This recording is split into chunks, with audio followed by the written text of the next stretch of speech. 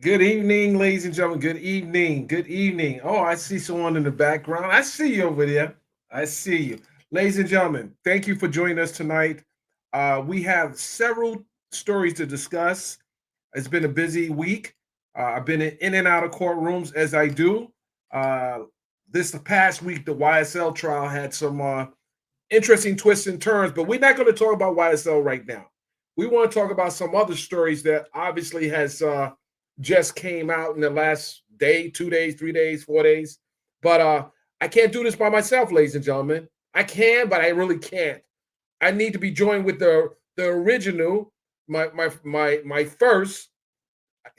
So much I can say about this woman. She's been on vacation. No, she's actually hasn't been on vacation. She's been getting awards. She's been pushing her book. She's been on these other platforms, but she knows where home is. She knows where home is. I let her go out and play around on the streets and everything, but she knows where she needs to be at. My day one, ladies and gentlemen, let me welcome my co-host, the original Crystal Jordan. What's up? What's up? Happy Saturday. Happy Saturday, Dennis. Happy Saturday. Happy Saturday. First of all, congratulations. You got that beautiful award of many awards, but that was special because, this is March. This is Women's Month. Yes. Before we get into our things, how was that experience? It was amazing. We had state councilwoman Park Cannon gave actually resolutions to 33 trailblazing women in Atlanta, and I'm always just humbled to be in the presence. Atlanta is full of some amazing women, and I felt honored to be in the room. It was just a lot of women that have been putting in the work over the years, and it was great energy, congratulating each other. It was put on by J Production. So shouts out to Jakeem with JP Productions agency that actually kind of put the ladies together. And also again, Park Cannon, who has an amazing story. But it was a great event. Yeah, Park Cannon ran she's a Congress, was she a congresswoman? Isn't she? No, she's not. She's a state representative, isn't she? Okay, Park Cannon. She Yeah. was the Wait a minute. Park Cannon was the one who got arrested at the Capitol. Yes. Okay. Yes. All right, now it's coming to There you me. go. Yes, absolutely. And just, we all are aware that this is an election year, but I think it reminds me that we all need to be really involved in our local, elections. There's so much we can do to really impact our communities if we're involved and at least knowledgeable about politics, in our communities, in our personal communities. It all starts local. Absolutely. People think that you got to get in and start voting for presidents. You got to start voting for your councilmen, your assemblymen, your mayor, your district attorney, Yep. state representatives, State depending upon what representatives, tax commissioner, all those positions are really important to and really affect your day to day more than people think about. And you know what? I told my husband this. We went to a friend's vow renewal today, but I think after I've had the opportunity to work in politics a little bit, behind the scenes doing Yeah, we PR and know. things like that. But I think, Dennis, I think that's something I would consider doing, to be a council person, to run for council. What? Oh no. I Oh my would. goodness. Not now. Probably like in the next 10 years, that's something I would consider doing because I just think it's really important to be involved in the front lines. And because of what I've seen working behind the scenes, that's something I aspire to do. I mean, why 10 years? Their judgeships are they're up.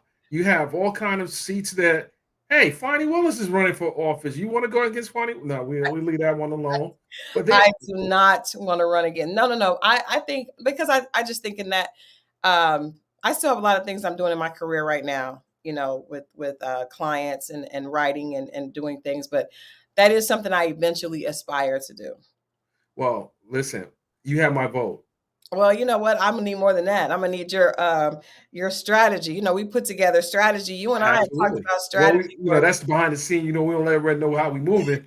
We just get the job done. So for those who don't know, we do a lot of stuff behind the scenes. And strategy is important. It's. I tell people it's more about money's important, but if you don't have if you're not standing on something, then where are you going to get your votes from?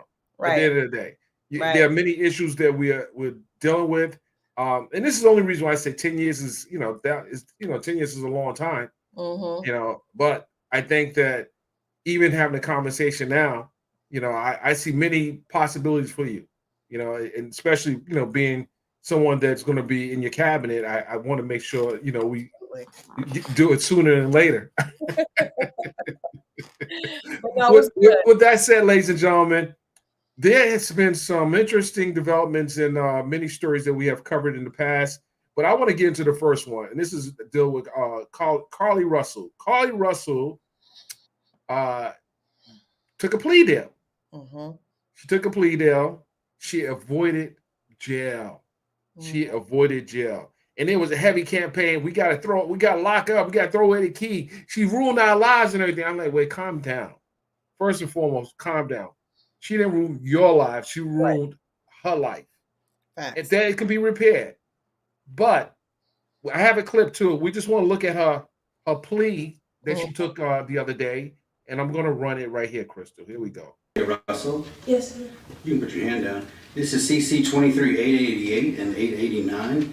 You were charged in each of these cases with making a false police report, which are misdemeanor offenses. I'm showing you a document titled Explanation of Rights. Did you go over this document with your lawyers? Yes, sir.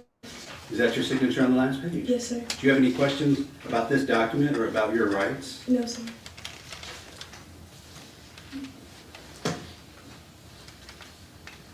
All right then, and there is no plea agreement here. Do you understand that? Yes, sir. In CC 23-888, as to the misdemeanor offense of making a false police report, how do you plead? Guilty. And in CC 23-889, as to the misdemeanor offense of making a false police report, how do you plead? Guilty. Fine. Girl, say that with your chest. Say guilty. A little out of order here. I'm showing you Court's Exhibit B. Did you go over this document with your lawyers? Yes, sir. And is that your signature at the bottom? Yes, sir. Are you satisfied that your attorneys, Mr. Emery Anthony, Richard Jaffe, and Lucky Milad, Yes, are sir. good and competent attorneys and have represented you well? Yes, sir. Are you satisfied with the plea agreements in these cases? Yes, sir. You're pleading guilty of your own free will? Yes, sir. Has anyone forced you or coerced you to plead guilty? No, sir. Has anybody promised you anything in exchange for your plea? No, sir. Are you pleading guilty because you are in fact guilty? Yes, sir.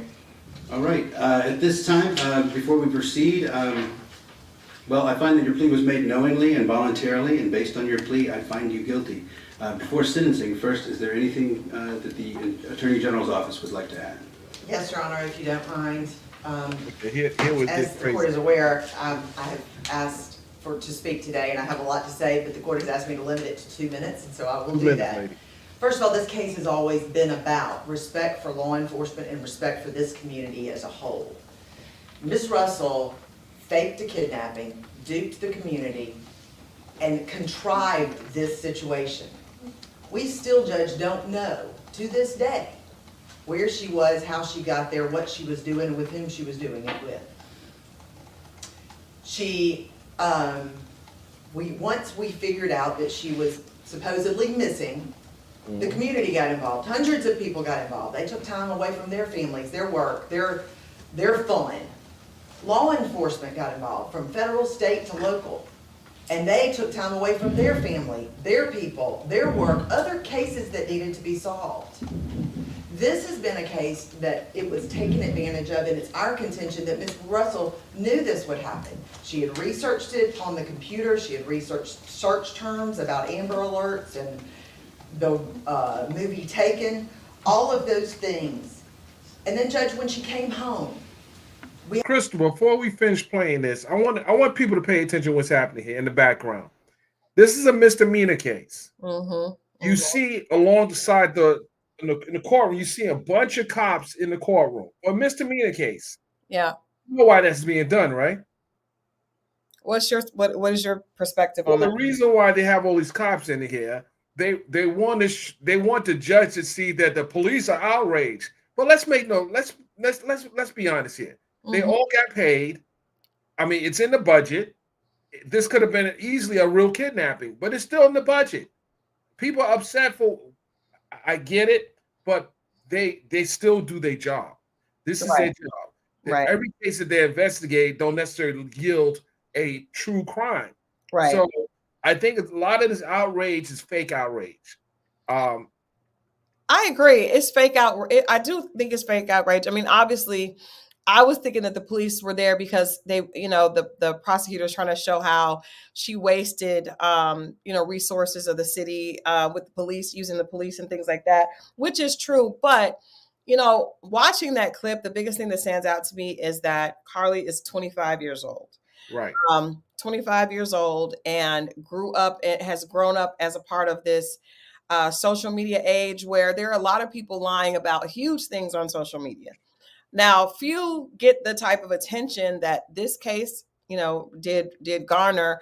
But I do think that we have to understand. I don't know that she has any previous. We haven't heard that she had any previous, There's no previous, no problem. record or anything like that. This is a 25-year-old girl that that lied. She did lie, but I think that it blew up bigger than she thought. And this case, to me, it should be used for us to teach young people that, using hype and things to get attention, it can be very dangerous, and it can have extenuating circumstances and lead to consequences and results that you may not have banked on. So there are a lot of people on social media claiming things have happened to them that have not. And she just happened to have the right timing and got a lot of public support. But I don't think that she is an outlier. This is what's happening on social media a lot these days. From someone lying and saying that their house was robbed, or someone lying and saying that they got cheated on and caught somebody. Like, it's a lot of different levels of people doing things to get shock and attention, and at the ultimate result, I guess they want likes and money, from social media. So I do think that the way the prosecutor is going at this is a bit much, Right. But we also know that race plays a big part in this. Absolutely. And let's listen to what the judge said, because that's important. I want people to put it in context and don't think that she just got off scot-free, because by Right. no stretch of the imagination did she get off scot-free for a misdemeanor. Right. We have ring camera footage of her walking casually down her parents' street, and when she gets in front of her parents' house, she runs up there and starts beating on the door. Police were called. The body cams show that she's flailing around and still perpetuating this ruse that she was kidnapped.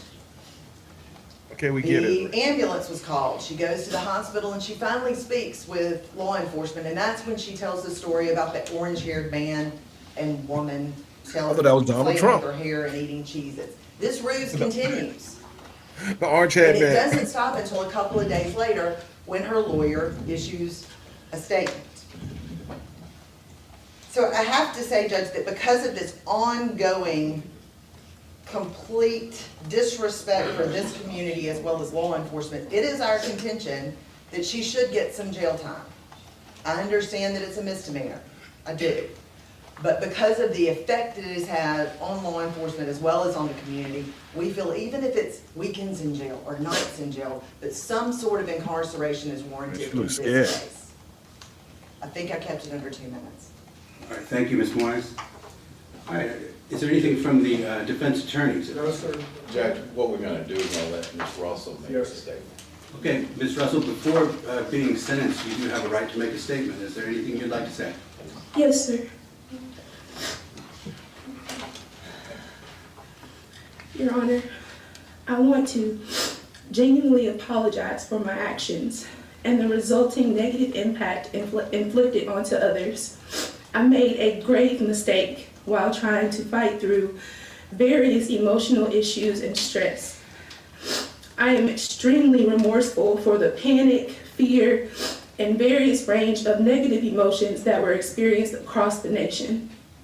I want to specifically acknowledge and take accountability for the pain and embarrassment that I inflicted upon my family, my church family, friends, neighbors, community, and all of those who were directly involved in search efforts for me. I also extend my sincerest apologies to the Hoover Police Department and every other law enforcement agency and personnel for the position that I put them in and for the resources used.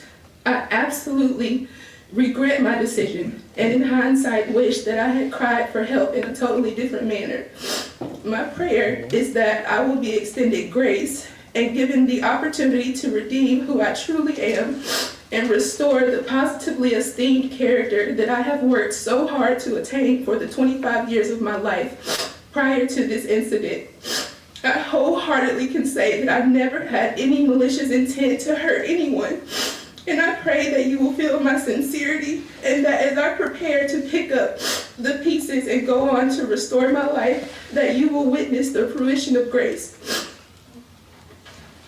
We're not gonna say anything, yeah. Okay. I was moved. All right, thank you, Ms. Russell.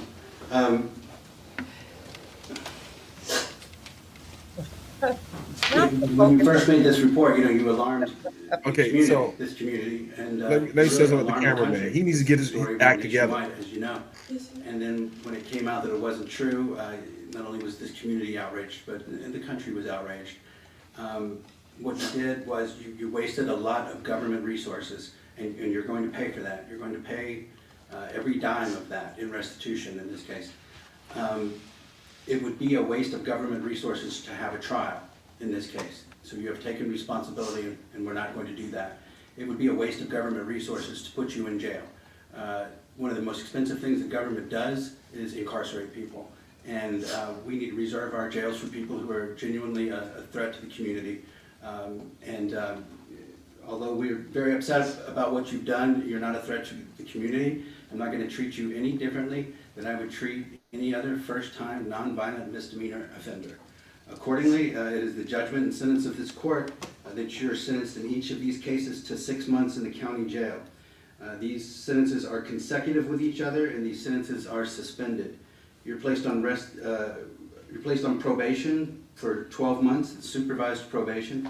It's a condition of your probation that you pay full amount of restitution, which is $17,974.88, paid to the city of Hoover, 100 Municipal Lane, Hoover, Alabama, 35216. Pay that through the clerk's office on the first floor in this building, so we have a record of it. I'm also sentencing you to serve, and this is a condition of your probation, 100 hours of community service. I want to see, when we come back, I want to see that you've made progress, if not have completed that community service. I understand that you're currently getting mental health counseling, is that right? Yes, sir. It is a condition at this point of your probation that you continue getting mental health counseling, and I'd like to see some proof that you're getting that counseling when we come back. This case is set for a review hearing. We're going to review the amount of restitution that's been paid, community service, and that date is October 16 at 9 a.m. Anything else from the state or the defense? Nothing from the defense. No, you're not. So, Thank you. Thank you, Jack. okay, so there you have it. Restitution, which is $18,000 pretty much, $17,900, $18,000. 100 hours of community service, mental health. I mean, that's a lot for a misdemeanor, and it's a first offense. It is a first offense. And it's not violent. I do believe that I do remember hearing, and I'll have to look this up. I do remember hearing that the reason that she kind of broke down and did this is because she had gotten fired for something that happened with inappropriate behavior where she was working, right? I wish that more judges would look to solutions like this. Now, of course, like you said, this is a misdemeanor, nonviolent offense, but I do think that we have to take it seriously. And I also think you have to realize that the entire country was in arms about this. They have to do something that will be impactful. So 100 hours of community service, like I said, I wish that we had more judges looking for solutions like this with people that actually would, and mental health rehabilitation, in a way, because basically that was her acting out, crying out for attention because she did not know how to handle her situation that she was in. And so she fabricated this as a way of not being able to handle her, what was happening in her life. We know that, a lot of people are dealing with anxiety, depression, and different mental health conditions. And I think that putting people in jail and even embarrassing them publicly is not necessarily the way to do it. So I really don't have a problem with his ruling. I thought it was fair. And people have to remember, the common denominator for me is the mental health issue. Absolutely. And if people forget that part, there's so much mental health issues going on in our community that we take a blind eye because we don't see it. We don't have a sign on our neck. We don't have it plastered on our face. People think that it doesn't exist. Well, we know that to be false because there are many people that snap in the moment. So people say, well, she did this. Mental health issues.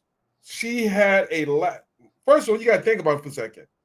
To come up with a crazy story like this, you got to figure out what's going on in her world, in her orbit. Like what's really going on, like I think that a lot of people are looking for attention like this now. I do think there were some extenuating circumstances, but I do think when you look at social media, you see people doing all types of things for attention and going to great lengths to get attention and, to cause impact of some type. Maybe I want to prove that I want to have a voice, So I also want to say that we talked about her having mental issues, but I believe that if you look at a lot of people that have committed nonviolent crimes or even violent crimes, you would see that most of them are dealing with some type of mental health issue, and throwing them in jail for a sentence for them to be released later is only compounding those mental issues because they're not rehabilitating people. They're not getting them the help that they need. And so I think as a country, if we don't start paying attention to why people are doing the things that they're doing. A lot of people are using drugs specifically now to self-medicate mental health issues, right?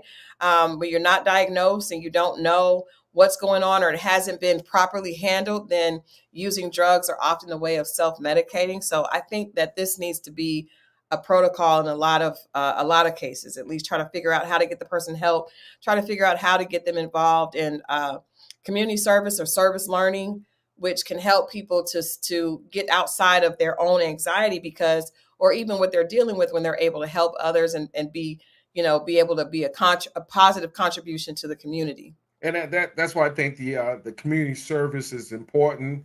And it gives the court, it gives the people that are going to be monitoring her progress an opportunity to see and talk to her. And there are people that got to take the whole 12 steps and have alcoholic problems and everything. But you got to see the progress. Yeah. If they don't see the progress, she's facing 6 months in jail. She has 2 misdemeanors. Each of them was 6 months. So it's in her best interest to stay on the path. And the embarrassment that her face is all like no, everyone knows who she is. Yeah. No different than the guys that get on the witness stand in the Young Thug trial. They know who these guys are. They know who Adrian Bean is. They know who Tick is. They know who Detective Quinn is. They know her face. It was a national story. And for those people who said now, I'm not ignoring the fact that what she did was took resources away, but you can't change what's done already.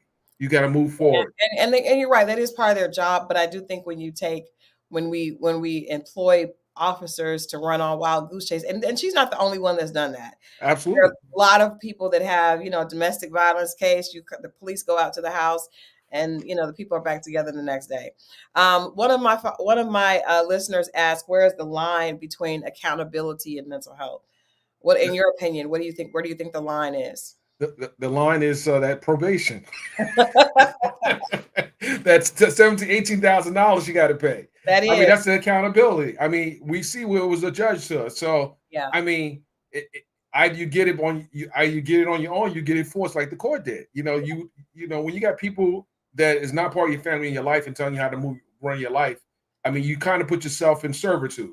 This is people put themselves in servitude every day. We talk about slavery and everything. Slavery didn't exist. Well, people put themselves in slavery every day, and they don't know they're in slavery, but they're in slavery. When you walk in a courtroom with chains on your arms and on your feet, and then you're outside on the chain gang, and you say you signed up for you signed up for it slavery by way of your actions.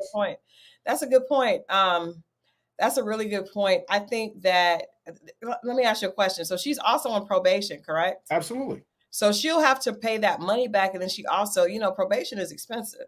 Well, that's Alabama, so I don't know what the $17,000. We know it's $18,000. She has to pay that. It's It's But nothing in addition to there's that. a monthly cost to being on probation that is going to be in addition to that she has to pay back for restitution.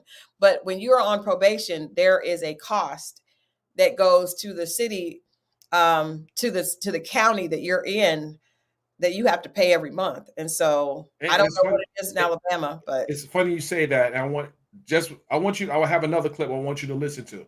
So this is the police chief who went out when it first happened. He said some things as well. And he brought another number in. Let's listen to what the police chief has said. It's just unfortunate. There were a lot of people, like the judge commented, not only in our community but across the nation, that were real concerned for those couple of days. The $17,800, whatever their restitution, is not really close to really what the restitution should be. And bottom line, there should be consequences for your actions. It appears to me here the consequences are for the parents, because I would assume that they're the ones that are going to have to pay for this. The judge has spoken. I do want to thank the legislature. The last press conference I gave, I talked about that this should be a felony, and I think we're headed that direction. So hopefully, if anybody does anything like this again, then they'll be prosecuted in a different manner. But again, we leave here happy that it's over. Disappointed that there will be no jail time whatsoever. Could you give us a better figure as far as a ballpark amount? The real figure should probably be in the 40s, at least $40,000 to $50,000 for all the money that we spent. How do you feel that we feel? Yeah, I mean, that's the deal. We as the state said, we still don't know where she was during that period of time. Obviously, probably had help. We don't know who the help was. And again, to me, it's a little slap on the wrist. Pay your money and go forward. And I just think, I'm just a little disappointed in all that. I'd have felt better if they didn't want to give any jail time. Let's at least discuss where you were and find out what the circumstances were. I mean, we talk about everybody's got mental illness today, and if she's got issues, please get the help that she needs, and hopefully she'll lead a good life from here on. When you're So first of all, Chief, you get a lot of press time as well. You've already got the potential of making this type of behavior a felony. 40,000 plus. That's interesting. yeah, I wonder if he would have said, and I hate to say this, but I have to. I wonder if his grim attitude would have been the same if she had been blonde haired and blue eyed. Well, you know something, we never know, because it wasn't a blonde hair, blue eyed person. I know. I'm just saying, and we look at, but if we thumb back through history, if we thumb back through history and we see cases where young women have crimes, falsely accused men of crimes all the time, and I would say there are men that have been accused of rape specifically, absolutely. That has and have wasted the court's time, and then those stories have been recanted after the damage has been done. I just think that there is an overall bias that's the racial inequity spans, and I think it's he may not even realize that there's a difference in the way that white people in authority treat young Black women, specifically. Well, hold on, Christy. He's a police chief. He realizes. I mean, but I don't know. I think a lot of it it's genetic. Like, it's taught, it's passed down, and I don't think people even understand their bias. I think a lot of times it's racial bias that is it's almost subconscious. I would normally agree with you on that, but this guy's in the business of locking people up. He's in the business of making the calls to decide who to lock up. I'm sure that they've used discretion when this police discretion in arresting people. The fact that they are going so hard on wanting her to be in jail after all the embarrassment, the money I just think I call it poppycock. And it's in Alabama too. I ain't buying it. It's in Alabama. You said poppycock. No, I Did I say poppycock? You did. I agree. I think that, but I try to give people the benefit of the doubt, because I do think that racism and the attitude of racism is not even always. I think it's not even always recognized by those that are practicing it. So you see a young African American girl, and you feel no empathy for her having. Well, everyone says they have mental health issues, but when he would see someone that looks like his daughter, he may have had a different response. So I have no problem with what the judge came down with, though, and I hope this. I would love to see her as a mental health advocate. Absolutely. I don't want to see her with no Cheez-Its or cheese crackers or whatever. And both the prosecutor and the police chief wanted to know where was she at. How significant is that? Why are they? I'm glad you mentioned that. I thought that was so unnecessary. And why is it important at this point? At what point, if depending on where she was, would that have affected the verdict differently? I don't see how it would have had an impact on the verdict, or even be relevant to the sentencing. So why does he say, well, we want to know what happened? Why? She could have been with a boyfriend. Who knows? She could have been with another guy. Who cares? Contemplating how she was going to deal with all this. Who knows? Who cares? It doesn't matter. She admitted she was lying. She apologized. There's nothing else she can do but go on and move forward. And I would love to see some organizations of women, specifically women of color, kind of reach out to her and embrace her and give her an opportunity to start a new life. And like I said, it would be great to see her as a mental health advocate, helping other women that could be dealing with feeling overwhelmed.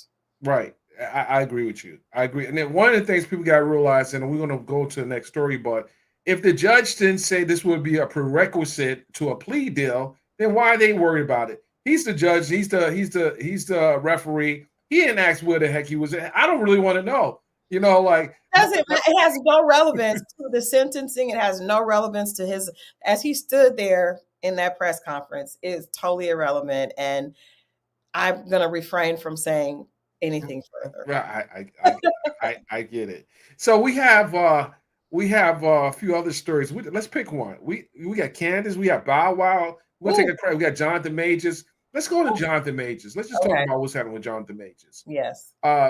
Last Tuesday, Grace Dabari, his accuser, filed a federal lawsuit in the Southern District of New York, essentially saying that because of him pursuing the charge against her, plus the things that he was convicted of, she wants him now to pay. Mm-hmm.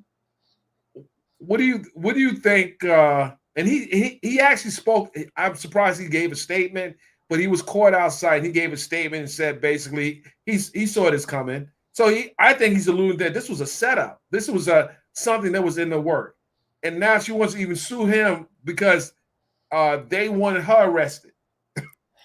I was surprised that he spoke to the media as well, specifically because it was just a horrible shot, like him coming out of the gym with no shirt on.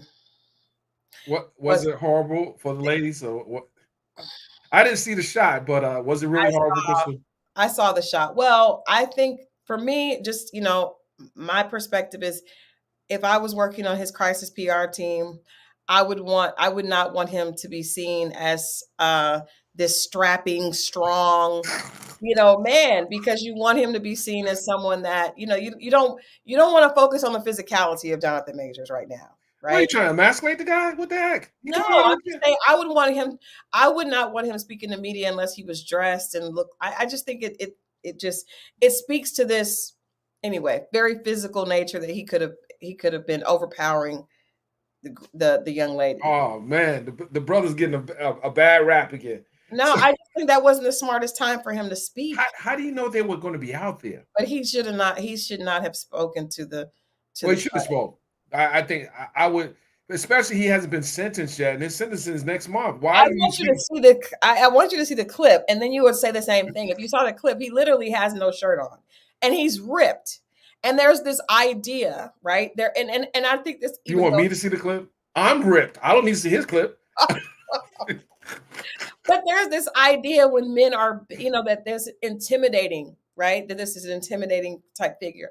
But I think that we have, again, this is something that's a problem now in our culture. We have set a precedent that says I may not be able to get what I want from you. I may not be able to get revenge in a criminal court, but I can go get money out of you, right? And money is going to be a way to compensate for pain, when really, if someone does something to you, you should try them in a court of law, a criminal court of law, if it's a criminal activity. We saw this it just happened with Diddy, right? And so now these people are suing civilly for money as opposed to actual, because they may not be able to get the verdict that they want in a criminal court, but most importantly, because they don't even probably care about the actual law. They care about being compensated financially. So I think I think it's Of course it is. I'm gonna say that. I'm gonna go on the record and say I think it's BS because he was running from her. Right, that's what I'm saying. You can't you can't sue him because you guys were involved. Both of you were wrong in a domestic dispute that you may have initiated, right? You would not let him leave. He was trying to get away from you. And then the fact that he did not lay down and allow you to persecute him without showing that you were the aggressor. Now you want to sue him for financial gain. It just, well, it won't be cameras because it's SDNY. It won't be cameras in the courtroom, but the video of him running away is going to be played to that jury, and it's going to be a different conversation because the what was allowed in the criminal case is not good. It's not going to be allowed in civil case. Well, some of the stuff will be, but it's going to be a different ball game. And then people, if it's going to be in New York, I don't know. This is going to be interesting. This is not going to be like Johnny Depp and Amber Heard. I wish it was being played out in the state court. That way it could be cameras in there, and we'll see what really is going on. She wants to sue this guy. She saw all her, and she's. Let's see some of the things she's actually said here. Hold on, let me just bring this up, Crystal. I want you to. I'm gonna bring up I want you to. You want me to bring that up too? You want me to bring up Jonathan Major with no shirt on? I really do. Oh my goodness! I just feel like that was such a bad call. Okay, let me bring it up. Hold on, let's see here. Is it on? Let me bring it up here. Hold on, Crystal. She wants me to bring up Jonathan Major with no shirt on. I just want people to understand why I said it was a bad call, because when you're trying to, especially when he's still waiting for sentencing, like I just didn't think that was the smartest thing for him to do. Okay, let me see where we can find it at here. Let's see here. Because I also feel like, well, let's just show it first, because I'm sure that the chat doesn't understand my outrage over it. Let me see. Your outrage. Let me see what this outrage is looking like here. And again, you guys have to understand, I'm speaking from the point of a publicist and like communications advisor. That was just not the best look. Let's see here. Because of the way people stereotype. Okay, really black men. Hold a second. I think I've actually found the clip. Okay. Hold on a second. Let me just get that there.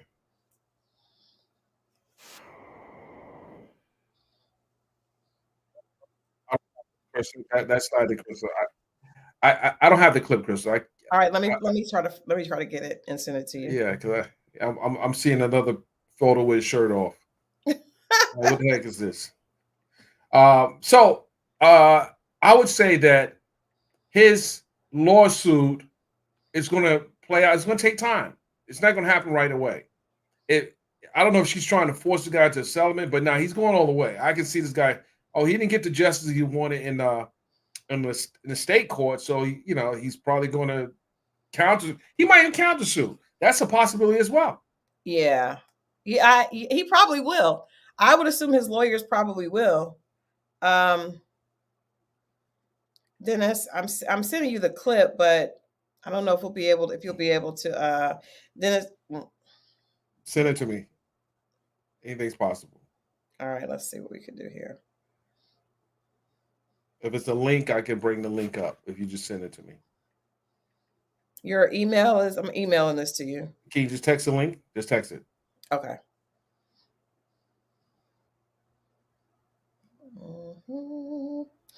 Yeah, I think that they probably will. I think they probably will countersue.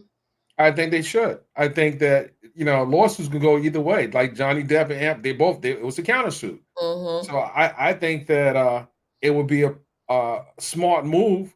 Right.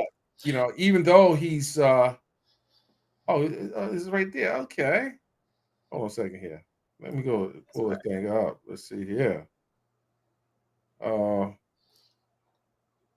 on. Let me bring it up here. Stand by, ladies and gentlemen. Let me. I just want you all to understand my well, not outrage, but why I just thought It sounds like you outraged. We're gonna. it wasn't the best look. I'm not outraged by him without a shirt on. I just don't think this was the best look. Yeah, let's see if we can get this thing played here. Stand by. Let me open it up. We got it right here. Okay, we're gonna turn that volume up here.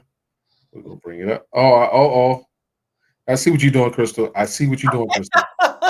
I see what you're doing, Crystal. Crystal, No, I'm not doing anything. I'm not Crystal, I doing see anything. I'm what just you're saying. doing. Hold on a second here. Oh, you know what? I gotta put a disclaimer on this one. Put a disclaimer on it. I'm gonna have to put a disclaimer on this one. It's a little too much here. See what you're doing, Crystal. You trying to get me shut down over here. Hold on. Here we go. Oh, maybe just a little clip of that, but they will be able to see why I was so. Yeah, I didn't even see this. Not that I would be looking for it, but I get your point. Well, I was watching TMZ and it came on. And I was like, whoa, why would he speak to cameras right? Why wouldn't he have put on a shirt? Okay, so let me bring it up here. Okay, share our screen here. Stand by. Here we go. Boom. Let's go. Here we go. Ready? Well. You looking good. I know. I mean, I see your trainer here. What are you training for? Work. Work. Okay. what kind of work? Like a project? Any acting or anything? Yeah. Oh my God. Okay. Tell me a little. Fingers crossed. I kind of want to know a little. Fingers crossed. Does it feel good to get back into acting, doing what you love? Nothing better in the world. Yeah. Of course. I mean, I want to know. Except my kid. Huh? Except my kid. Except your kid? That's better than acting. Yeah. Okay. And Megan. And Megan? Yeah, okay. I mean, I want to know, you guys are so in love on the red carpet last month. I mean, I got to ask, what's so different about Megan for other past relationships? My heart. Yeah. Oh, she's your heart. I mean, why do you guys think you work so well as a couple? Connection. Connection? Yeah. Okay. I love that for you. Understanding. Love. I go on. Of course. I know, I wanted to ask you, last question. I Yeah. mean, I know your ex is, filed another lawsuit against you. I mean, how have you been Another feeling? Yeah. I mean, I'm not surprised. you're not surprised? No, I knew it was coming from the beginning. Really. Okay. I mean, how do you feel about it? I mean, I'm sure you're ready to put this all behind you. I am ready to put it behind me. I can't say much else about it, though. Okay. That's the law. Of course. All right. Well, thank you so much. Okay. You understand what I mean now? Hold a second. Hold a second. Get the hell out of here. I'm sorry. Wow, CJ. Do you understand what I mean now? He did that for the camera. Ain't no anywhere. I'm getting in my car after getting out of the gym and sweating my car up and with the, do you have leather seats? Because I'm sure you have leather seats. He had no cloth seats. A good look. He answered in one word sentences. It's a lot to unpack in that interview. It is. But do you understand what I'm saying? I wish you wouldn't have said anything. Because, like you said, there's a lot to unpack. Now he's alluded to the fact that he's actually working again. Now we're going to try to figure out what is he doing, what production house has greenlit something with him in it. If that's the case. Second of all, acting is the best thing, except my kid, Megan, that felt very forced. It felt disingenuous to me. It felt like I've got to make sure that I mention this. She asked, what made this relationship different? He says, my heart. He said her heart. No, okay, maybe he said her heart. He said heart. Mhm. He motioned towards his chest. And then he said, what makes it, what makes it so special, connection.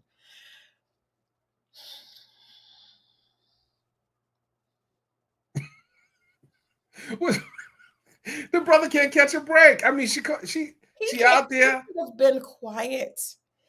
Silence is better in so many situations. It's like, be quiet to keep people from knowing. People may have assumptions about you. You stay quiet. You refrain from confirming them. He walks out with his shirt off, and I know the person who was interviewing, by the way. I I'm recognize sure. the voice. So I'm she, sure. she's gonna keep him right there talking, and Well, he could have. The door was right there. He could have just pulled the door shut. I kept wanting him to pull the door shut. Just no comment. Thank you.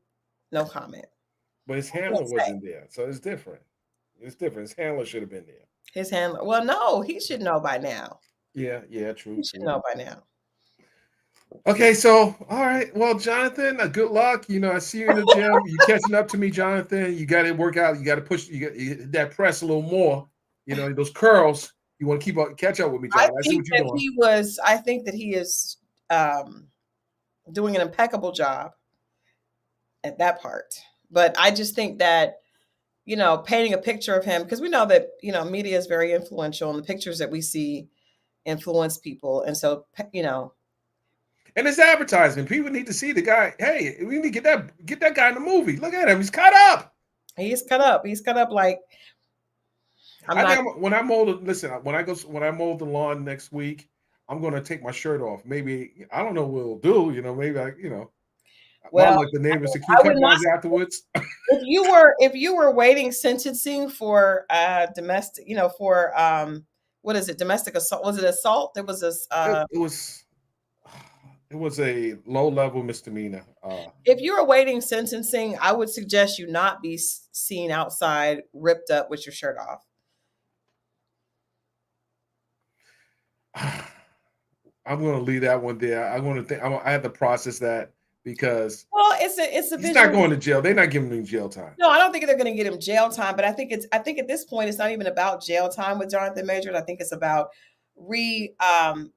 fixing his brand that has been it's broken, and that is not that we are aware that he's ripped. That we are aware. The problem is not his physicality, because we saw what he was able to do in Creed. He was amazing. The problem is he's been accused of being very emotionally abusive, and at the very least of assault. And so we need to focus. Well, he wasn't the case wasn't. He was accused of that, but the jury. I'm talking about the court of public opinion. Oh, okay. At this point, and we're talking about fixing his image, and so that's not the image that you want to see, I'm just saying. Okay, moving right along. We're gonna get back to you, Jonathan. It's gonna be in New York, so I might cover it whenever it comes up. We'll have to see. This one here. This is gonna be a hard one. Candace. Oh Lord. Candace Owens. So, I saw the backlash that she received after going on the Breakfast Club. She lost a job with the Daily Wire. I saw some of the thought leaders in the community speaking about pro and against support for, and I said in the title, protect Candace Owens. And reason why I said that is because she's young again. She's, Candace is like 34. I think she's about 34 years old, if I'm correct. Okay, I'm gonna look it up right now. Okay, and I'm not making, she has a lot to learn. And while I'm not trying to make any excuses for her, I think that let's listen to what she said. She went on the Breakfast Club, and I actually didn't see. I haven't seen the Breakfast Club interview. But you haven't either. So I do have a clip from some of the things she said, and I want to unpack what she said, and I also want to remind people of some of the things she actually said in the past. But let's look at what she said on the Breakfast Club. Let's bring this clip up, and I'm gonna stop it, and let's talk about some of the things she said. I want you to give me your input on it because your input matters. Right there. Did you read the book Uncle Tom is the Hero? Okay. And she wears that label. She wears that badge with honor. That that people are calling Uncle Tom. Do you think from following her in the past, do you think she gives you that she is deserving of that label? First of all, I want to say I think Candace Owens is extremely intelligent. And I think that she knows how to push emotional points for a conversation to get people to engage and to get people to, because if people that feel like get into extreme emotion, if they're either extremely for what she's saying or against, she wins either way. And I think she knows how to get in there and say things that are going to incite emotion. I also think that some of the things that she says, she goes a bit far just to do that, just to play into that. So with that being said, it was interesting for me to hear that she had initially had issues with other scholars that were considered Uncle Tom. And we have to understand, just for anyone that may not understand what that term is, that Uncle Tom reference is, it pertains to someone who is of color who placates to the opposite race against their own, right? For the sake of being accepted and received by the placates to white people. Let's just talk about what it is. Uncle Tom's reference it for blacks who, like Clarence Thomas, for example. He's gotten that label, not just, I didn't give him the label, he got that label on his own. Yes. Ben Carson, Carson, Herman Cain, I think Herman's passed. So we won't talk about. But I do think that, to her point, there is a problem with Black conservatives, people assuming that all Black conservatives are fit that description. And I think that's unfair. And I think you and I both have had conversations. Very unfair. We talked about this. Yeah, that they're actually, I believe that at the core of it, there are a lot more Black conservatives than not. I feel like, that conversation is so taboo within our community that people don't really realize that if they looked at everything, out in plain sight and really understood the issues, there would actually be a lot more African Americans that are conservative in their beliefs, morally and politically and economically than not. Specifically for places like we live in Atlanta, where you have a lot of entrepreneurs and small business owners. When you look at the politics behind it, especially the economic politics, I think a lot more business owners would their beliefs would more on the conservative party. Absolutely.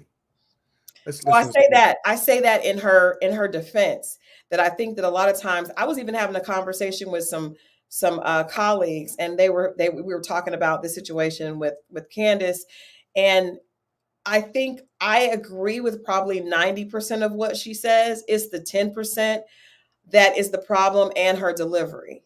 And I think that her delivery is done very intentionally to get a response, because like wearing White Lives Matter shirts. Right. That's the pandering to get the attention, but that also has made her one of the most probably loudest voices on social media.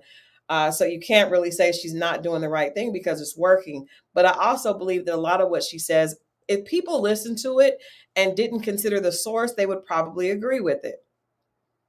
Interesting. Let's listen to something she says, because again, this is the first time I'm seeing this, and I really want to give her an opportunity to at least listen to her.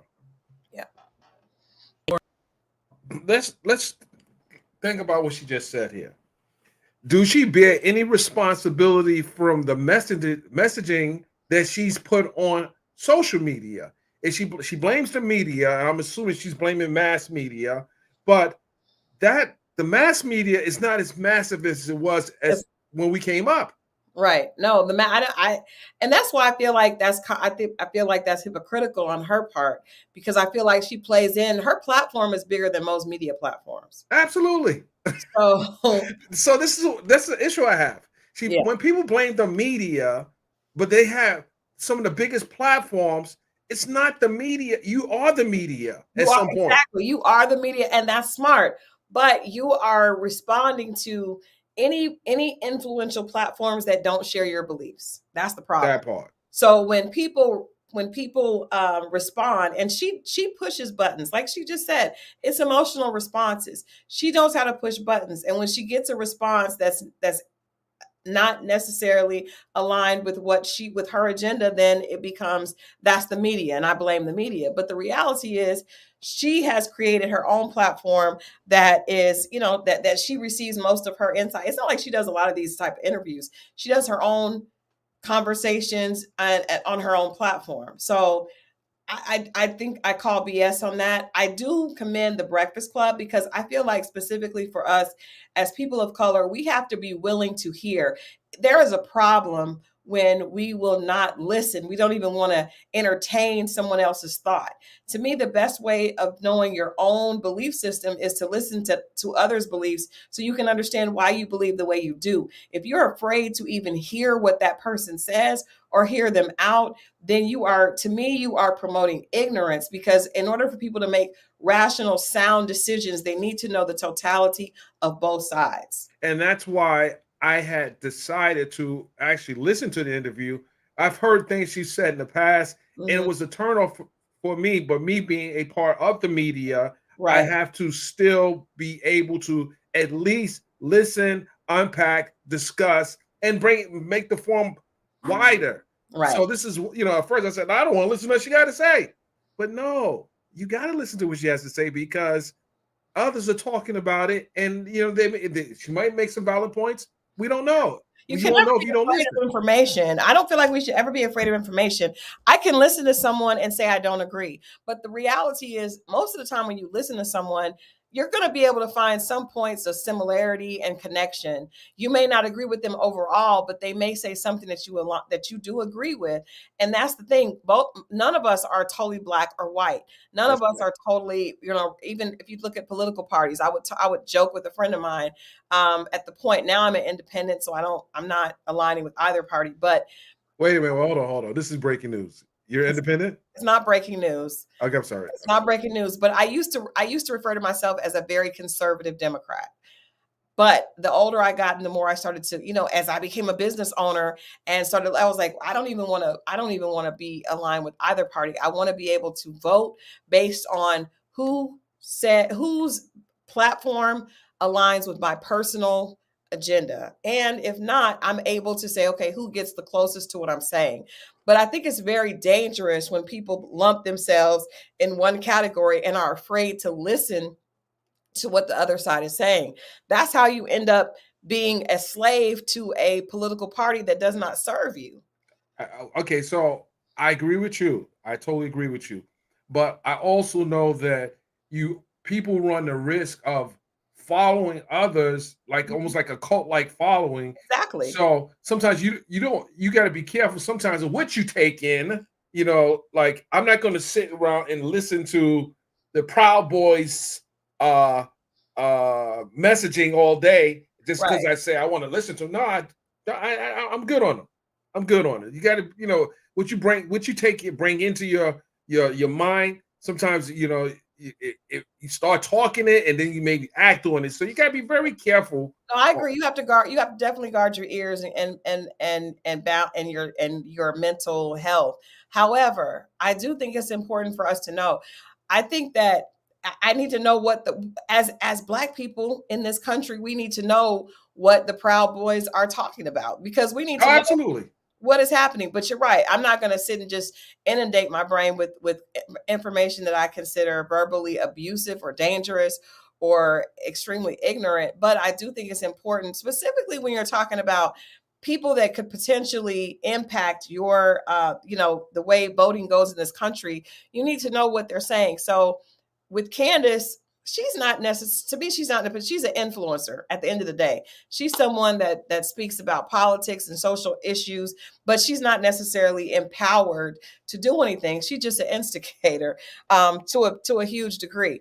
I think she's very intelligent. I think she makes a lot of good points. I think Candace's agenda is, to me, is tarnished in the fact that her delivery is often strategically insulting, and she knows it, but it also works, you know. But I agree with you also that she's young. She's 34. She's very bright, but she probably will get more insight as she couples a little bit more experience with her intellect and is able to become more hopefully positively impactful. I did learn that she was a Democrat prior, or at least she was involved in causes that would have, that definitely would have aligned with Democrat views. So it's interesting to see her so extreme at this point in her life. Do you think does she remind you of a younger version of Omarosa? No, she doesn't. Okay. We'll leave it at that. Not at all. Well, hold on a second. No, it's Crystal. That was a lot. There was a lot to unpack in that clip. Right. So the NAACP came in after hearing these kids making racial statements towards her, and her gay best friend, according to her, also made racial statements to her. Don't you think the NAACP should have came in? Do you think that they should have said? What do you think? I think it's hard to know exactly what happened. And that's funny because I had read that she was a part of a campaign with NAACP years ago, which is interesting. I was just like, that's weird because of her stance now. But depending on how she sees it, I would love to know more about that situation. Because that really speaks to it. I believe that, who we are is largely based on how we grew up, what messages we learned from as a child. And for her to make that move, I grew up in Oklahoma. So there were I was called nigger several times. In college, I was called nigger, but I never would have that wouldn't have been my response. So Candace is obviously someone that from a young woman has been taught, and even maybe a young child, that you can fight back. And she was very aware of racism, right? So that just kind of is a weird beginning for her, considering where she's at now. I would love to hear more about that because, like I said, that was a lot to unpack. Who spearheaded that? Did her mother? Because for her to homeschool and then to sue them for the time or not sue them, but for them to repay, that meant that there had to be some type of legal proceeding for them to get paid for the time that she was out. Someone had to be involved with that. That wasn't. I agree with you, yeah. And I think probably because she said she was younger, she's homeschooled. I think her parents probably came in and said, "Hey, this something ain't cool." Mm-hmm. We don't know everything. So that's right. Interesting, though. It's interesting who we choose to make the villain in the stories. Because if you notice, Charlemagne, DJ Envy, and even Just Hilarious all insisted that was racist, and she really doesn't villainize the kids that are doing it. She does not villainize them in that story. Instead, she chose to villainize the NAACP. Interesting. It's just interesting how this is why you gotta listen to the interview. You caught that. I caught it too. But other people should catch it. She defended the racist versus the the organization that protects against racism. That says a lot. That says a lot. And then I believe who you marry, to me, says a lot about you. I'll just say that. Well, we're gonna talk about that because some people I've seen some of the comments saying, well, and partly I agree with you to a certain degree. But you pointed out something very important. She attacked not the racists. She even want to speak against them in the story. She made excuses. Well, he was gay, and it was late, and we were out. Right, she defended the racists and attacked the NAACP. She did. Let people pay attention to that. Let's see what else Miss Owens has to say. That's misleading. Economic growth is a misleading term, which means after being freed, right? then of course you're going to have extreme growth and more growth, because you're going from negative and having nothing to starting to build and to attain wealth. Also, that wealth was abruptly halted because of all the racist civil and racist acts that happened against Absolutely. African Americans that were being able to start Burning to towns down. to obtain wealth. So that is the economic growth. I just want to make sure that people understand that not ever were we outpacing whites. Not ever were we outpacing whites economically. When you looked at where whites were going like this, we came from here and started. So of course that jump is going to make it seem like we're crossing more ground, because we were coming from a negative, a negative place.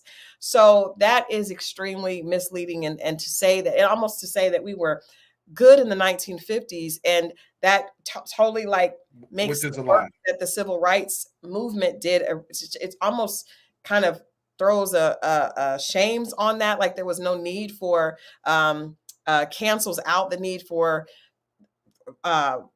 race, the issues that Martin Luther King and Rosa Parks were working for, saying that that's not needed because Black people were doing great. There was a lot of economic growth in the 50s. Please, that's not true. Black women could not get jobs in offices. You know what I mean? So I'm not gonna get emotionally triggered, but see, Right. this is what She's I, very triggering, Crystal. And this is why my concern is that they didn't really challenge her. they didn't challenge her at all. They didn't challenge her. And I think that is a danger, that you allow someone on your platform and then not ask them to, like, if she would have said that what she said about, for example, Biden, I would say, well, so where's your proof at? You're Right. saying this, Right. you're slandering the guy, technically speaking. I know he's a public figure. You can get away with slander, defamation to a certain degree because he's a public figure, but you're you have upset no proof. because people are doing the exact same thing to Trump. So you're fine with it when you are slandering Biden based on personal issues. And actually, Charlemagne is the only one that said, well, I like to talk about policy. I don't want to talk about him personally. At least he said that, but they did not hold her accountable for any of the things that she's saying, specifically the story about her own story about the school. And she checked them on the fact that she did not sue the school, but they never actually pressed her. They're pressed on it. How did that, was there was the legal process? How did that happen? How were you able to get 6 to 8 weeks of school paid for if you did not sue them? And then Absolutely. allegations against Biden, no one's, okay, well, how do you know this? And for her to compare, basically to say that he was dealing with dementia, which I know a lot of news outlets have said, but the problem with Candace saying it is the fact that she got on here talking about how other news outlets were lying on Trump or paraphrasing what he said. And she was like, why are they lying? That's egregious. Well, She just did the same thing. Doing the same thing. So this is why you just don't listen to the surface. You got to listen to how she's saying, why she's saying, the reason, saying a motivation. And I see what a motivation is, but I want other people to see it. And some people have said in the comment section, but you want to give a person an opportunity to at least speak. So when people hear you, they got you on record. It's now memorialized in history. You said this. Mm-hmm. Now, what are you going to do? Walk it back? I feel like and a lot of people feel like the viewing audience is not savvy enough to pick up on inconsistencies and contradictory statements. But we do. This is what we do. We do. This is what we do. And I think that it's important for people to not, and I haven't looked at the comment section and none of that, but I am concerned when you have someone on your platform that you got to challenge them.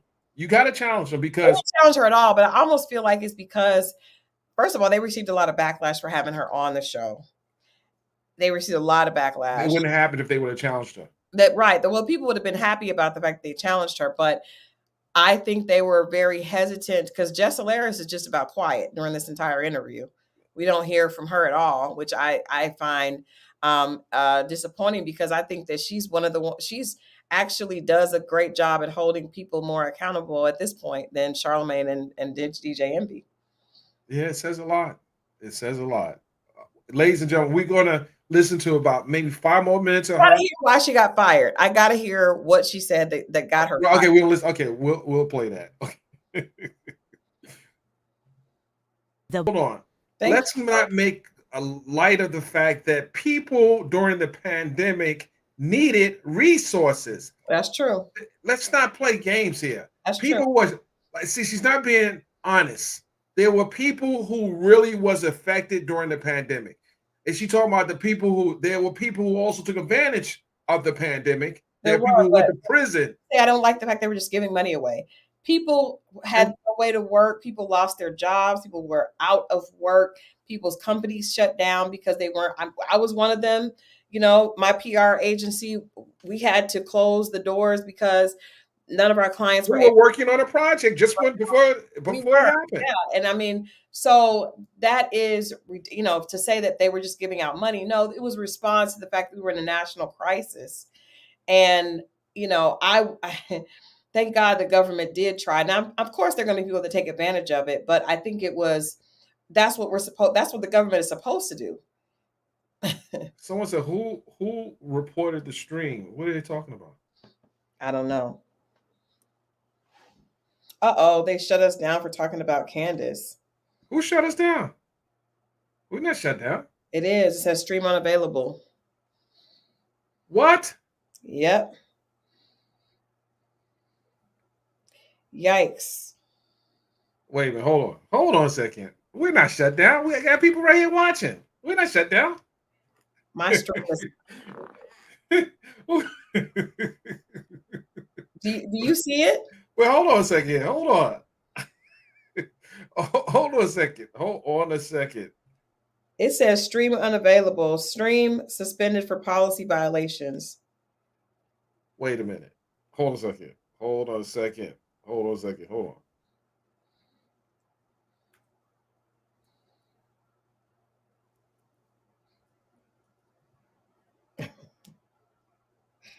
Oh, wow.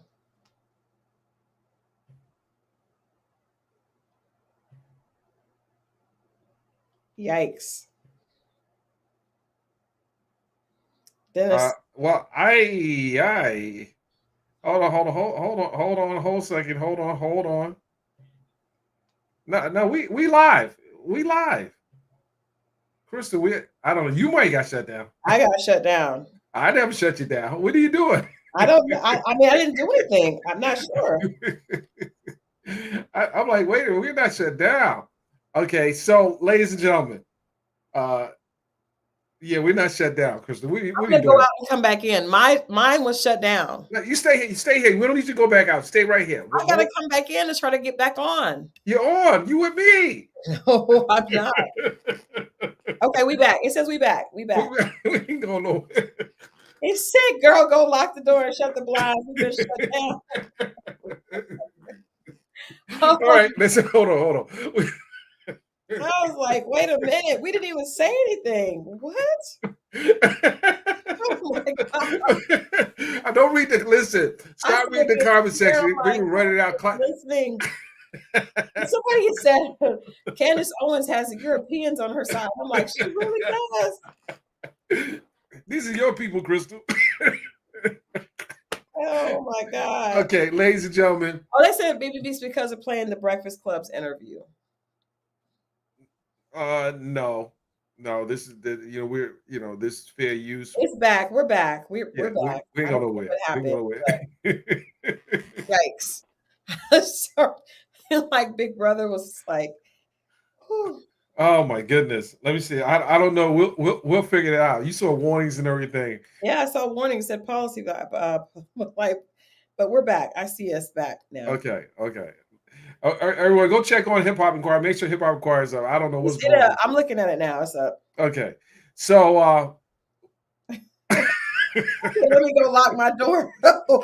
Lock your door. The ball is coming. Okay. So listen, I don't want to I know you want to find we're gonna hold it for Kansas right now. Let's just pivot to Jermaine. I mean Michael Malden and Bow Wow. Yeah, let's go. Be safer because I don't want no trouble. Okay, ladies and gentlemen, we're coming back to you, Candace. Don't think we on your neck. Yeah, we're coming back. But let's talk about Bow Wow, ladies and gentlemen. Bow Wow is being sued by Jermaine Dupri's dad, Michael Malden. Now, why did Bow Wow think it was a smart idea to do a tour and to use the name of the trademark that Michael Molden, who is Jermaine Dupri's father, owns. So let's bring the lawsuit up, Crystal. We got the lawsuit right here, ladies and gentlemen. We ain't playing with you. We have the lawsuit. Let's go. Oh, here we go, ladies and gentlemen. Oh, I hate this. Michael Molden Brand versus Shad Gregory. I didn't know Shad Moss was Gregory. You a Gregory, Shad? So the Molden Brand Incorporated is the plaintiff, and the Shad Gregory Moss, aka Bow Wow, is the defendant. Now, who would have thought the Bow Wow, the one of Jermaine Dupri's hottest artists in the past, is being sued by the dad? You can't play with people's intellectual property, Crystal. You know that. He knows. And you know, the interesting thing is, Bow Wow just did an interview a couple of months ago where he talked about wanting to prove to JD that he could do things on his own, and how they have this kind of like father-son relationship, but that no matter what, that was always going to be his family. He was always going to have love for Jermaine and loyalty to Jermaine. And it's just sad to me to see this happening right now, specifically after they just went through that a couple of years ago where there was a dispute. I think it was actually last year during the 50 years of hip hop, because he talks about the fact that when they were at the BET Awards, they did the tribute, the So Def tribute. He was on stage with Brat. They weren't speaking, but they all performed and had a great performance to honor Jermaine. But they were, had kind of gone through some things. So this is really unfortunate. We know that Jermaine's father, Michael Malden, has been a huge force in urban music for decades, and was one of the kings of the tours in the South. Yeah, the brains behind the Scream tour, which is really how Bow Wow came up. I really think Bow Wow was Jermaine's biggest success. I think maybe not continuous, but there was one point when Bow Wow's career was huge. He was in movies. He was a huge commercial success. Absolutely. So to see their relationship come to this is really unfortunate. It's just really unfortunate to me. Well, why do you think it was a smart idea? But let's read some of the lawsuit. Yeah. Let's read. This is the complaint. I'm gonna start reading it, Crystal. Okay. Plaintiff Molden Brand Incorporated, for its complaint against Shad Gregory Moss, aka Bow Wow, the defendant states as follows: for 40 years, Mr. Michael T. Molden has offered a variety of products and services, including branding and management, to young, developing music performing artists, including his own son, Hall of Fame songwriter, performing artist, and producer Jermaine Dupri Molden, aka Jermaine Dupri. So, right there, his son, one of the biggest producers in the South. Yeah. Promoted and developed his son's music performance career. Jermaine Dupri first performed as a dancer with music performance legends Diana Ross, Herbie Hancock, and Cameo. In 1984, Mr. Molden was producer of the original New York Fresh Festival. You remember Fresh Festival? Mm-hmm. The first ever national multi-act live music performance event featuring young hip-hop artists, rappers like DJs, dancers such as Run DMC, Houdini, the Fat Boys, and I was on that tour, each of whom at the time were relatively unknown teenage music performers. So he's already laying his history in music. In 1992, under the direction and advisory of Mr. Molden, Jermaine Dupri discovered the music performance talents of two young teens named Chris Kelly and Chris Smith, Chris Cross. Chris Cross in College Park, Georgia. Mr. Molden named the duo Chris Cross, which recorded a song called Jump, written and produced by Jermaine Dupri. The song was the fastest climbing song recording on the charts in 20 years. Chris Cross went on to tour around the world and to sell millions of song recordings. the crisscross phenomenon started a new young movement in the music industry, making Mr. Malden and his son Jermaine Dupri two of the most sought after promoters and developers of young talent in the industry. Based on his initial success in promoting and developing his son Jermaine Dupri's music performance career, and well as collaborating with his son to promote and develop music performance artist Chris Cross escaped the brat Jagged Edge. Let's see, Malden founded. Let's see, he's cut off here. Hold on. Malden founded brand to attract, cultivate, and promote younger age performing artist talent, which is unique in the Black music industry. Malden brand has developed as extensive loyal customer base in the music industry. He's not lying. Is he lying, Crystal? No, he's not lying. He's not lying. I mean, I interviewed Bow Wow on the screen tour, so I remember, and I did it because it was at the probably 2005, I think, or maybe 2000, between 2005 and 2007. I don't understand why Bow Wow would do that. But I do think that he was the biggest thing on the Scream tour. I think that the Scream tour blew up and had major success because of how popular he was at that time. He was the talent. He wasn't. He was the talent. He wasn't the owner. So that's very strange to me that he would attempt to use the name because he understood. Let me say this. Bow Wow came up at a time, which I hate even calling him Bow Wow now because he's like a 35, 36-year-old man. But he came up during a time where talent wasn't really involved with the business part, right? Right. He was a kid. He had huge commercial success, but he wasn't probably involved, as he couldn't have been because he was a minor, in the actual business of Bow Wow, right? So what he did probably realize is that he was one people were screaming about. I watched the Like Mike movie again the other day. He was huge, but I don't know if I say all that to say I don't know if he understands. He's never been an artist that really has cut his teeth in business, and this is just proof that he may not have those skills. That skill set may not have developed, because this is just a gross mistake. But my concern is the fact that it could further damage that relationship between him and Jermaine Dupri. Let's go. Mr. Malden coined the phrase Scream Tour to use with his live music performance events and tours, including promoting and developing younger age performing artists' talent, and has subsequently built a unique following of young Black and brown urban youth and families. In 2001, through his event promotion company, Atlanta Worldwide Touring Incorporated, Mr. Malden began using the Scream Tour phrase, the Scream Tour trademark, with live music performance events and tours. And since that time, he has used the Scream Tour trademark through his other related companies, Scream Nation, LLC, the Malden brand, with a series of highly successful live music performance events and tours. Through the actions explained herein, defendant has willfully infringed on Malden brand common law trademark rights in the Scream Tour trademark in connection with goods and services similar to Malden brands without Malden brand's consent, despite being aware of Malden brand's prior rights herein the infringement goods and services. You want to take number 8? I can. Can you see it? Can you send it to me? Okay, hold on. I'll finish it.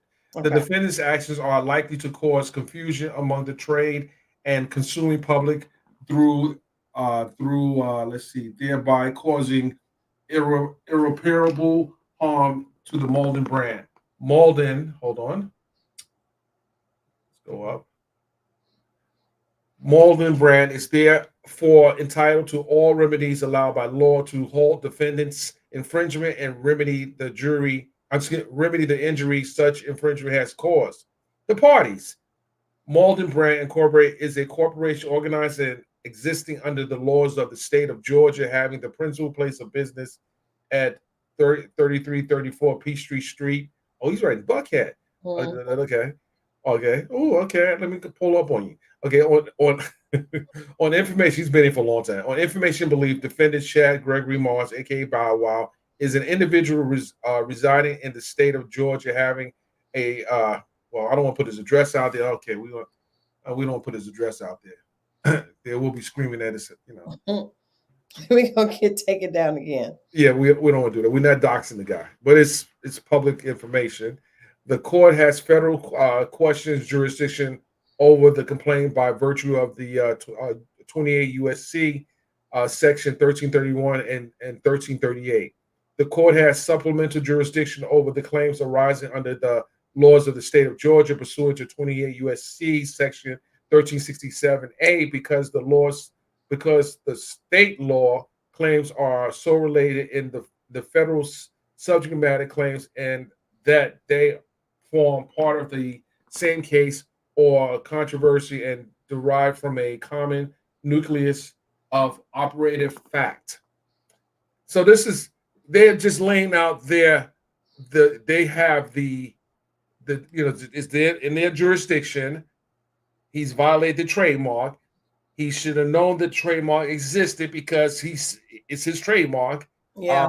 What Bow Wow was thinking, ladies and gentlemen, I don't know. Like, there's just no way to make this right. I mean, there's no way to make that right unless Bow Wow just acknowledged that he had no idea. I think that he tried to trademark. Come on, Crystal. This guy could have just picked up the phone, called, yo, JD, I'm doing a screen tour. He said that he talks to JD 4 or 5 times a day. They're on social media going back and forth. What do you think that he can just disrespect some man's business? Assuming I hate that. I just want this to all. I hate when it comes to the court and to the press, to the public, because I feel like that's obviously a long-standing relationship that. Now, I also know that some of the other, I believe that Escape had an issue with Michael Malden as well. And someone in the comments said that they had told him that they would work with him, but not his father again. I don't know if that will even happen. Well, because I know that there's some bad blood there because with their life story with Jermaine and Escape, but. Again, if the business is, unless Bow Wow can produce that he owns the trademark, he doesn't own the trademark. They're going to shut that down. And there's an order. The judge actually signed an order, which it was just filed, but there was an order because they ready to go. They ready to go to court. Judges said, "Listen, these are the things you guys got to do because we ready to bring this into our courtroom. This is going to happen in Atlanta. This case is going to be played out in Atlanta. I think it's probably going to get resolved. It's not going to go to the distance. I will bet money that this case gets resolved sooner than later. Yeah, I think he's going to withdraw it. Bow Wow has to. We know that Michael Malden owns that brand because he's done it with other artists after Bow Wow was no longer in that age demographic. I can't think of there was some other groups that did the Scream tour after years later. Michael Malden definitely owns that brand. Yeah, everyone knows that. Anyone, I'll say everyone, but anyone in Atlanta in the music industry knows Michael Malden. He put these tours together. Right. He's the 300-pound gorilla. Yep. And I think that he's just giving Bow Wow a wake-up call. Yeah, I just wish it could have been handled outside of the court, but I also feel for Bow Wow because I think Bow Wow is extremely talented and probably underrated because of his extreme success early on, and then things haven't reached that. He hit his peak early, which was unfortunate and probably difficult to deal with as far as mentally. So I just wish that it could have been handled differently than this. Well, this is a 45-page lawsuit. We're not reading the whole 45 pages. I will post a link, make it available on our website, hiphopinquirer.com. But I would just say that we will keep you guys updated as this case goes through the courts. I don't see this case going 6 months. This will be a case that people will I mean, at the end of the day, this should also teach people about their business of intellectual property, of ownership. This is just a gross negligence because Bow Wow should have known that. Bow Wow is I stand corrected. Bow Wow is 37 years old. My God. Can you believe that? It's crazy. I mean, listen. 30, yeah, he's his age of my daughter. So Little Bow Wow is 37 years old. you talking Lil Bow Wow? You can't say Lil, you can't say no Shad Moss. We ain't No, gonna but talk- I know we got to call him Shad Moss, but I'm just thinking that it's just crazy how time flies. Yeah. He was Lil Bow. I remember on tour. Yeah. Yeah. I said I went to go interview him. I'm trying to think of how old he was when probably like he wasn't 20. Nah, he was on the tour. He was like freaking 14, 13. No, but I went when they came back. Oh. So he might have been like 18 at that time, maybe. Which tour are you talking about? The Scream tour, but it was like maybe Scream. It was, let me look at it. It was one of the, because they had come, it was another version of the Scream tour. Okay, version. Yeah, I'm talking when he was first on tour. He was very young. Yep. Very young. But these things happen. It's just interesting that Atlanta is such a small community in the music industry, and you to see a lawsuit involving Bow Wow and Jermaine. Wait a minute. So I see here that Bow Wow, that this was a release. This was a press release that was released in 2023, which is interesting because I was setting up interviews, and the Scream Tour 23 was so the title of the press release is Bow Wow, the original face of the Scream Tour, acquires ownership stake in Scream Tour in partnership with Black Promoters Collective. So this basically, and this was supposed to feature Lele, who is on Nickelodeon, along with King, because we interviewed King for I have a junior reporter that interviewed King, but it says that Bow Wow, as a kid star once himself, Bow Wow is excited to come back to the platform that solidified his career as one of the millennial generation's greatest entertainers. I had to bring the Scream Tour back, Bow Wow exclaims. Not only a partner, but more than a decade later, Bow Wow is returning as a host for the upcoming tour, the Scream Tour. Wait a minute. Is there some paperwork that shows that he's got a percentage of the? We got to see maybe some contracts there. Wait a minute, ladies and gentlemen. This may be a developing. You got a press release, and did anyone challenge that press release? Was there? Well, what I do know is because I interviewed King. T.I.'s son King was supposed to be on this tour. I remember that, along with Lele, and the tour was canceled because we were supposed to interview Lele. Why was it canceled? It was canceled probably because of this lawsuit. But in this press release provided by Black Promoters Collective, it says that Bow Wow obtained partnership and a stake in the Scream Tour. We need to see the receipts. And did Michael Mulder put out a response to this? If this was done in, is this a bad PR nightmare for? And you know what's interesting, Dennis? We know the publicist that put this out. Very credible. Who put it out? Teresa Sanders.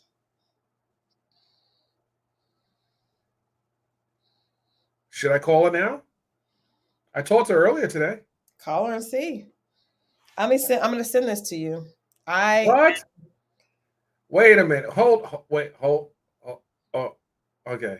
I'll call offline because Teresa don't like to be called on surprise. I'll call. Yeah, I wouldn't surprise her. I wouldn't like that because I would not be like being on the spot. Right. I wouldn't. Yeah, I wouldn't do that. I'm sending this to you so you have this. This press release was put out because I was like, wait a minute, and I don't think that she wouldn't do nothing like that. If she would, wait a minute, this is interesting. Proof. I can't imagine her putting out something that she didn't have clearance for. Yes. Wow. You sent it to me? Mm-hmm. Interesting. Ladies and gentlemen, we need to vet this this Yeah, situation? We know there's a lawsuit. We don't know if the deal fell through, but there's something going on here. We got to find out. well, I believe it did. So it was supposed to be Scream Tour 23, hosted by Bow Wow and Kayla Nicole, with performances by that girl Lele, Young Dylan, Van Wanmore, these are and King was added later. So these were King Harris, C Limits, Roscoe Lupo. Young Dylan is on Nickelodeon too. So these are big names. I can't imagine that they would have signed on for this. And there's an entire tour itinerary here. Right. You know it was canceled because, like I said, I was I got to get more information on this because she doesn't put a name on things that are not vetted. So yeah. I don't know. Yeah. But this definitely ended up in federal court. So, and it did get canceled. The tour was canceled. So, what date was it for? So this was released in July of 2023, the press release. Okay. But I interviewed King about this in January. But when the tour was supposed to start in July? No, the tour dates, the first date, the tour was this has Scream tour dates for August of 2023. Of 2023, Okay. all the way through October, and then I guess there were more because we interviewed him for dates that were supposed to start in March of 2023. Of 2024. Oh. Mm-hmm. Okay. And this just happened. Wow. Mm-hmm. Yeah, let me look into that and see if I can get some information on that. And then we'll go back and revisit the lawsuit, and I'll try to get some background on this. But Crystal, this is a lot to unpack here. It is. That was in real time, right? It happened in real time. Yeah, that's what investigative reporting is. Let's see what this is some breadcrumbs out here. So there might have been an understanding by the defendant that he had the right to do the tour. Yeah. We don't know much. Woo. Are they still? I don't know. Let's see. Let's see if JD unfollowed the Bow Wow. I did not see any pictures of Bow Wow at the Hulu premiere. Was he there? A Freaknik. Was he there? No. He wasn't there. Brat was there. Ooh. And Bow Wow definitely would have been there. Right. And we're going to talk about in our next live. We're going to discuss the Freaknik and what you guys thought about Freaknik. If you got a chance to see it, it's on Hulu. Yeah. A lot of people that are featured in the documentary. We know, and it's interesting to talk about. Maybe we get Rhonda up on the platform and discuss it. That would be good. That would be good. And for anyone that wants to see, I did a sit-down interview with Jermaine Dupree, which is over on my channel, actually airing now, but it's on my channel live right now. Well, we need to go over and watch it, ladies and gentlemen. We need to go on over there. If it's airing now, I need to go see it now. But yeah, you can see that interview, Freaknik interview. I sat down with Jermaine to talk about him being an executive producer for the documentary. You can see that on from Crystal XO. Yes, and we're going to go watch it right now, ladies and gentlemen. But that said, I appreciate you, Crystal. I really do. I'm going to go get my popcorn and watch the interview. All right, let me know what you think. Absolutely. Ladies and gentlemen, we do appreciate you. Sorry we can't take any questions right now because we have a interview to go watch. And there's more work to do. I'm interested to hear. I want maybe we can get Teresa on. Absolutely. So we might, something, maybe I can just we're gonna keep this live up and let me see if I can get some background. I'm gonna watch the interview on the other monitor, ladies and gentlemen. We're not going to end the stream. We're going to go on a break for right now, and then we'll be back. With that said, ladies and gentlemen, I appreciate you. Please stand by.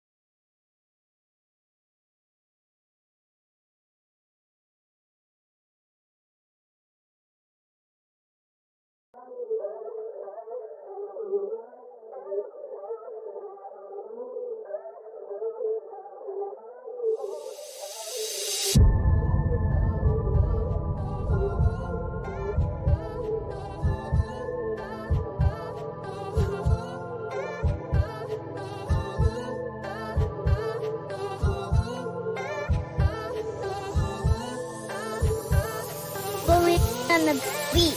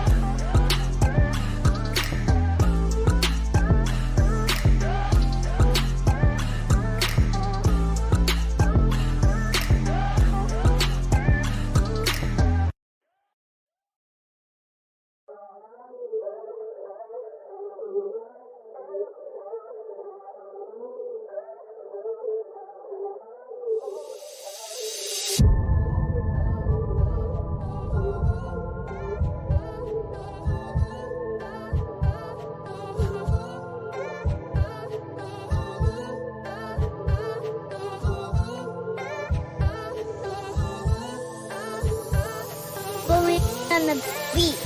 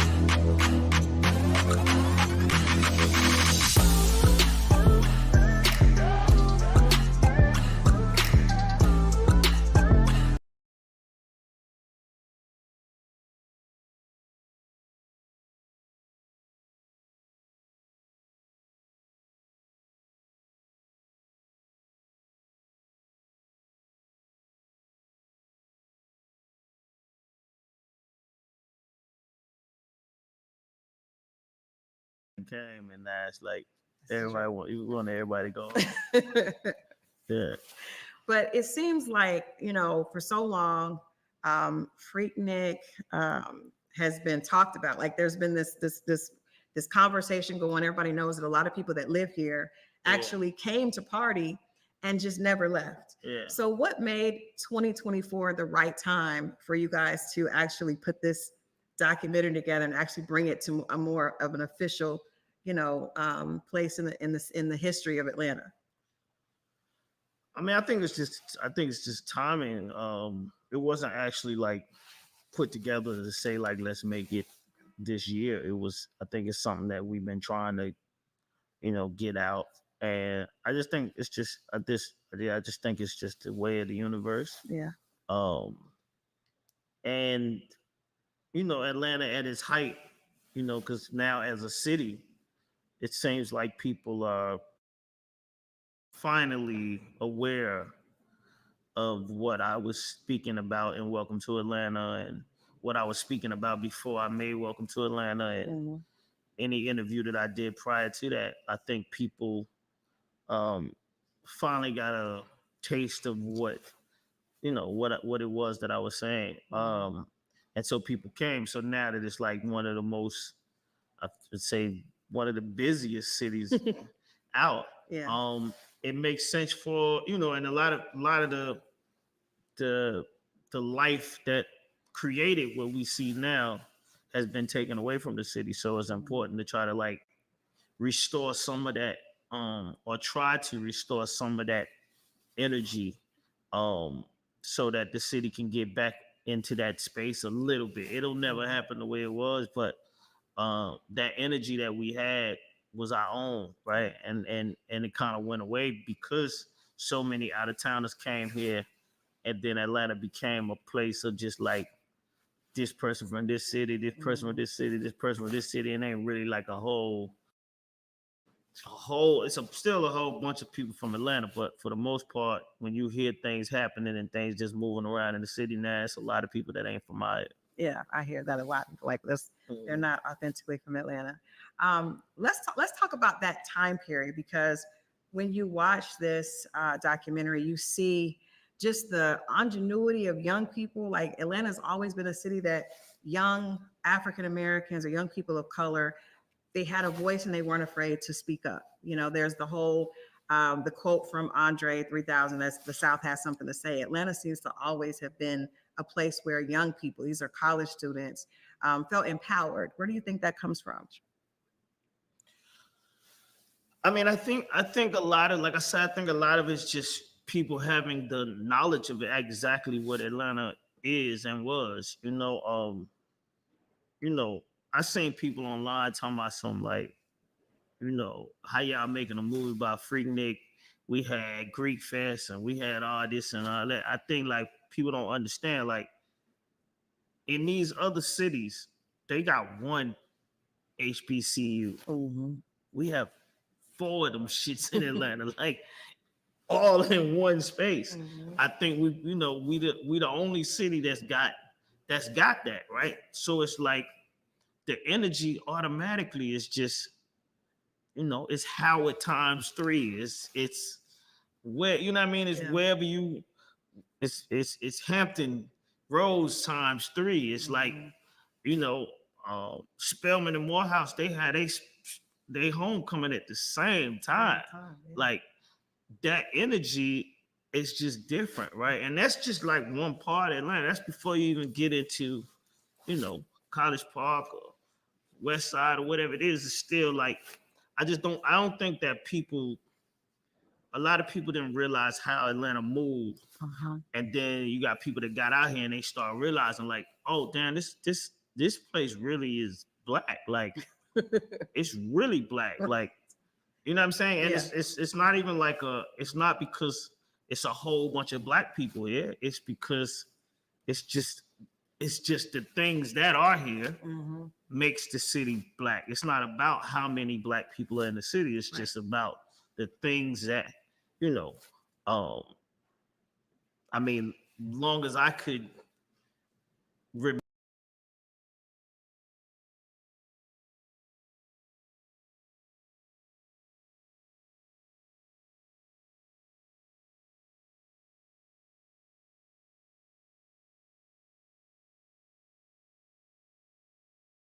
Ladies and gentlemen, thank you for tuning in. That was just a clip of the interview Crystal did with Jermaine Dupri. I want you to go to Exo Crystal on her platform and watch the complete interview. We enjoyed your presence today. I really appreciate those who have joined in. We will be talking more in depth about the lawsuit involving Michael Molden and Bow Wow. Shad Gregory Moss, as well as we want to do a more analysis on this interview that Candace Owens did on the Breakfast Club. I appreciate everyone joining us. Thank you, everyone, for coming in. I appreciate you, Crystal. I really do. You can click on the link and come back and say bye to everyone. But it looks like it's a good interview there. I'm literally going to give me some popcorn and sit back and watch it. With that said, ladies and gentlemen, we're going to end this live. Go over to XO Crystal, XO Crystal, XO Crystal. It's on. It's live now. I'm watching it in the background. I don't want to play the whole thing here because then I'm taking traffic away from our platform. We ain't going to do that. We ain't doing that. That's not what we're about over here. It's all love over here. With that said, go over there. Make sure you support the platform. Please share it. Please share it. Please share it. It looks good. The camera shots look, the angles looking great. You know, everything's looking right. I gotta go over there right now and check it out. I can't stay over here any longer. I gotta go. For real. I really do. With that said, ladies and gentlemen, I'm out of here for real. I really am. Thank you.